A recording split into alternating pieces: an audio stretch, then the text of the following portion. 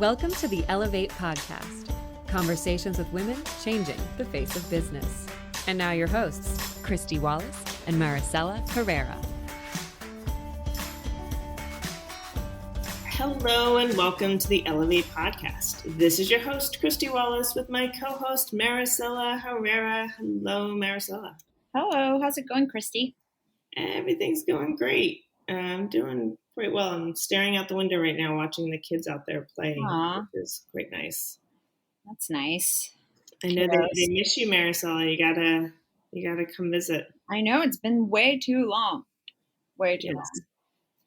It has been too long. It's pretty amazing or sad, or I don't know the right descriptive word for it, how quickly time is moving. And I know it seems like, it was just yesterday when we were all hanging out together, and then now you haven't seen the kids in months. I know. It's almost been a year since we went over to your parents' house. We're going to have to change that this summer.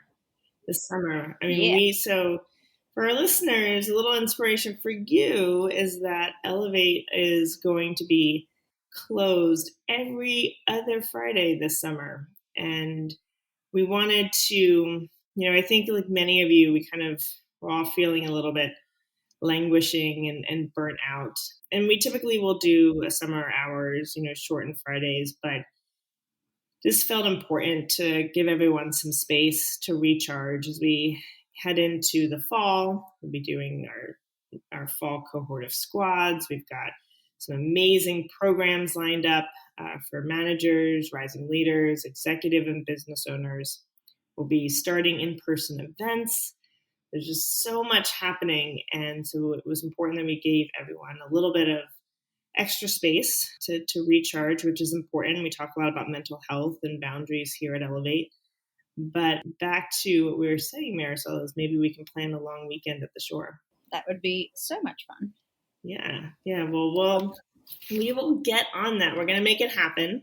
Today's guest, Devin Hibbard, is the founder and CEO of Street Business School. I connected with her story quite a bit because she had this moment in time, this kind of aha moment where a conversation and experience inspired her to do more, to create change for others. She founded Street Business School, which is a nonprofit empowering women entrepreneurs who live below the poverty line to start their own businesses. She's grown the organization exponentially during the past year, as we're seeing more and more women impacted by the pandemic and more women starting businesses and following their passion, looking for the type of mentorship and advice that we need always, but especially in those early days. So from Ghana to US and beyond, Street Business School is creating that support for women entrepreneurs. That is so needed. So that's wonderful. Let's get to my conversation with Devin.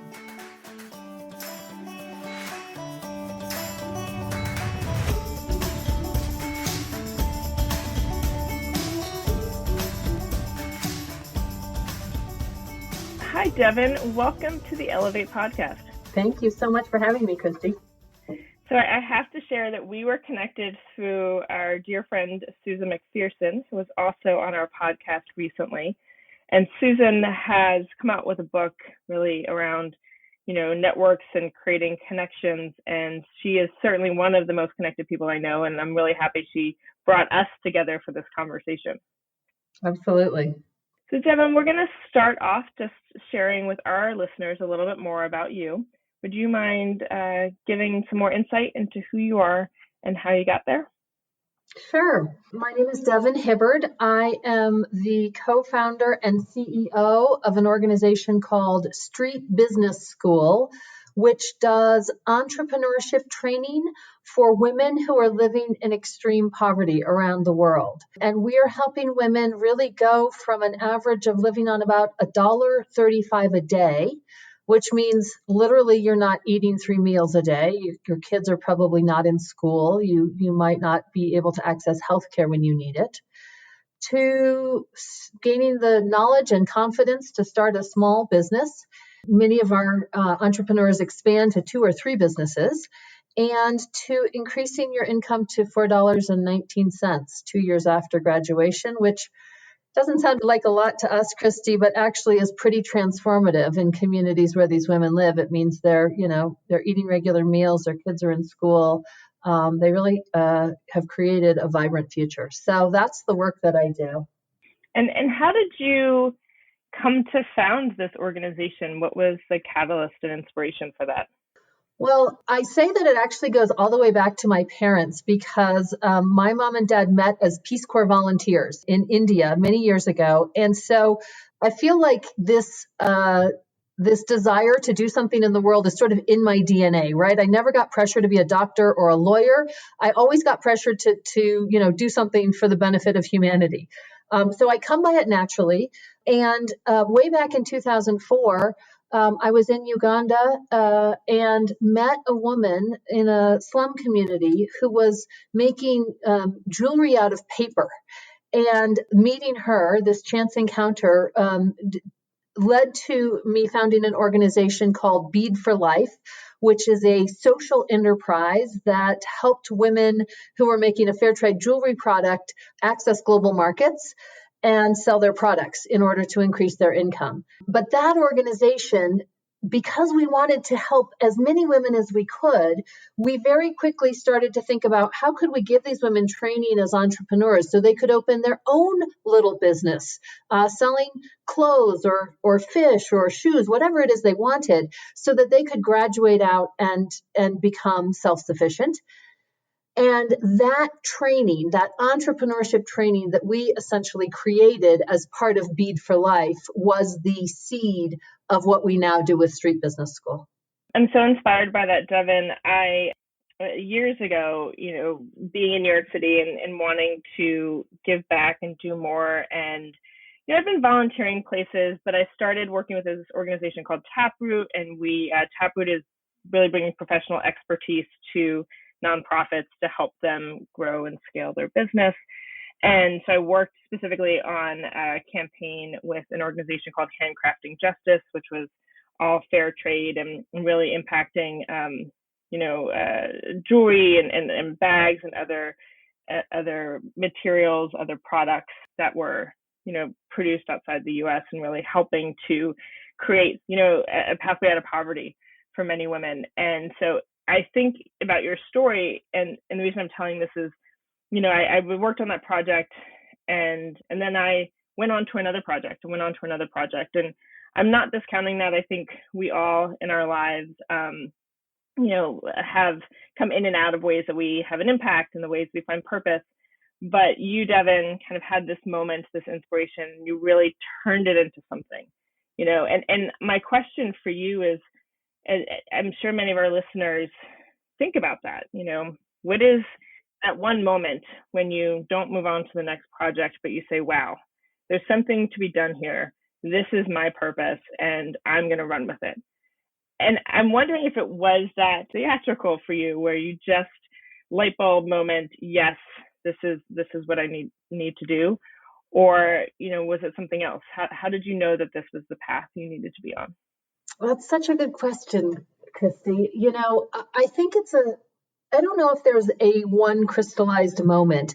Many years ago, a mentor of mine said, it takes time to do big things. And he had started to think about a 10-year time horizon for anything he was really going to invest his energy in. He was going to do it for 10 years, because the truth is that really in 2 years, how much can you get done? And that stuck with me.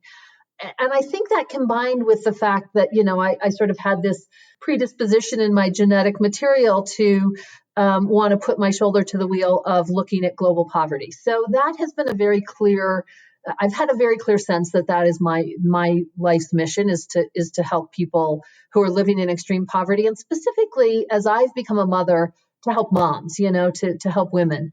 That said, the fact that I am doing entrepreneurship training and have started, 2 social enterprises that are also entrepreneurial themselves was a little bit of a shock to me, because I never thought of myself really as an entrepreneur in the early days. I thought, I was really focused on sort of my identity as a nonprofit leader. I didn't have any sort of business background. It's only really in recent years that I see how entrepreneurial I truly am, and that's more of my identity. So Devin, talk to me more about the women that you serve. Can you walk us through, you shared in the initial introduction some of the economics of this and what a program like yours can afford. Can you share more of those stories of women who go through your program, start businesses, and really see that impact in their lives? Yeah. So we serve women who I mentioned are living in extreme poverty. Extreme poverty is defined as living on $1.90 a day or less by the World Bank. And so the women that we serve are really grappling every single day with the very basic fundamentals of life. I think of a woman named Ruth. Ruth was a young mom. The father had left, she and her son, a little boy named Bashir. And every single day she walked through her neighborhood and tried to find work washing other people's clothes. And if she found work, if somebody, sort of took pity on her and had some clothes to wash, she would feed herself and her little boy one meal. And when she couldn't find work, she told me later that she would just have to listen to her son cry himself to sleep, and how devastating that was, that she felt like she just had no hope. She had no idea how she was going to care for this child of hers. And she really described this as a time of real hopelessness. She didn't see a pathway forward. Ruth came into Street Business School. Street Business School really has two components, Kristy. One is 8 business concepts, business modules that are very things that you would learn in business school, right? How do you identify a market opportunity? How do you build customer loyalty? How do you do bookkeeping, particularly if you're non-literate? So the kind of concepts you need to run a business, but very crystallized so that they are accessible to women who maybe have not, even completed elementary school. So that's one component, is the knowledge piece. The second piece of this, which we actually think is maybe the more important piece, is that we help women build confidence in themselves, because so many of the women that we serve, they've never had a champion. They've never had someone who's believed in them and pushed them forward. And so we play that role. I say we kind of hold up a mirror to them, and we help them start to see that they are capable and strong and can do this. And once they gain that confidence, that's when the business knowledge becomes important. So Ruth enrolled in Street Business School. She opened a very small vegetable stand in front of her house. She started selling tomatoes and carrots and peppers. And then she realized, as she continued through Street Business School, that if she traveled once a week up to a rural area about 3 hours away from her, she could buy the vegetables at a lower cost and increase her profits. So she started doing that. And then she started selling those vegetables to other vegetable vendors in the community. So she increased her profit a little bit more. Ruth ended up going from $22 a month to $180 a month because of her own hard work and using these small innovations that would grow her business. And when I talked to Ruth, I asked her, I met her after she had already graduated, and I said, what was the most important part of what you learned? And she said to me, Obutenyoma. That's a Luganda word. This is in Uganda. That means not underestimating myself. That was what she learned. That was the most important thing she learned, was not underestimating herself. And so the women we serve are very, are like Ruth all around the world, women who, have not had a champion, had not had somebody believe in them, maybe haven't finished primary school, but who have the determination to change their lives. And if you give them a small opportunity, boy, they seize it and they run with it. Devin, we've talked a lot on the podcast and more broadly about the impact of this past year and a half with the global pandemic on women, particularly women in the workplace, women in the home, entrepreneurs. How has the pandemic impacted the community you serve? Yeah. Well, the other thing that I'll say about Street Business School is that we are scaling our work by training other NGOs to add Street Business School to the work that they already do to boost their impact. And we have over 100 NGO partners in 25 countries around the world now. And so one of the impacts of COVID has been that those organizations have struggled. Many, I think 85% of nonprofits have seen their revenue decline or hold steady. Only 15% have seen an increase this past year. And so they've been dramatically hit at the same time that people who are the most vulnerable around the world are struggling. The World Bank predicts that I think 112 to 130 million people are going to be pushed back into extreme poverty because of this COVID crisis. And it's the first time in years and years and years that we will actually see extreme poverty increase. So, all across our network, we're seeing just dire situations of people who are, struggling every single day, and women are hardest hit. And so, the need is greater than it's ever been for, this kind of program, particularly a program that helps people survive in the informal sector, because one of the things that's happened is jobs have disappeared, in the United States, but really around the world. And so people are going to have to survive with their own hustle and with entrepreneurship. Yeah, I've spoken to so many women over the past couple months who are finding renewed purpose and passion in following, their dreams and starting a business, and that's exciting to me. I mean, it's incredibly exciting to see that, and certainly programs like yours are helping to make that even more of a reality. How has it been for you, Devin, as a leader during this time, who's leading a community, who's deeply connected to the women you serve and the impact of this year on them? Any advice for our community? How do you lead during times of change, times of uncertainty, and what does that pathway forward look like? I would say that this year has been both incredibly exciting and a time of real growth and innovation for us as an organization, but also difficult for me personally. We really see that we are on the front lines. Street Business School is on the front lines of being able to respond to COVID, both directly and through this network of 100 partner organizations. And so from the very beginning, we really made a conscious decision to lean in, to do more. We didn't know how we were going to do more. We didn't even know how we were going to fund it, but we just felt like this is the biggest challenge we probably will see in our lifetimes. And it was not a choice of whether we should try and amp up our support. We just felt like we had to. So this past year, we have, launched online training. We have raised money for our partner organizations. We have started partnering with larger NGOs. We've just done a huge amount of innovation. So that has been really exciting. We've had our best financial year ever. We actually exceeded our budget this year. So we're one of those that's going up.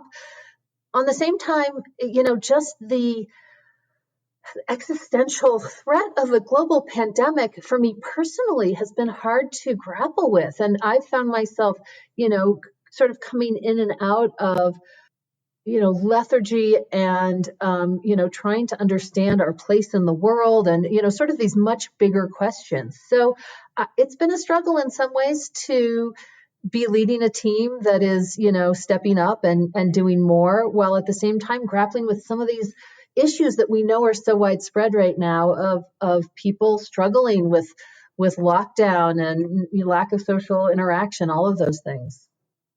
I love that you've seen growth this year. I mean, especially given the work that you do and how that translates to impact. What are the ways in which you supported your team and cultivated that innovative and internally entrepreneurial environment? I think the first thing that we did is we made sure our staff was safe. That was really important immediately. Our team in Africa, our team here, how are people feeling like they're cared for and that their safety is a priority to us was an important component. And then, I have to say, I work with amazing people. And some of this was was them, saying we have to do more. This of all times ever is the moment in which we need to step forward. And so I didn't feel like I was dragging people up a hill at all. It felt like it was really a common response. And the other thing I think that we've done well as an organization is we've really acknowledged the mental health challenges that exist for all of us. I share personally when I'm feeling really low or when I'm struggling.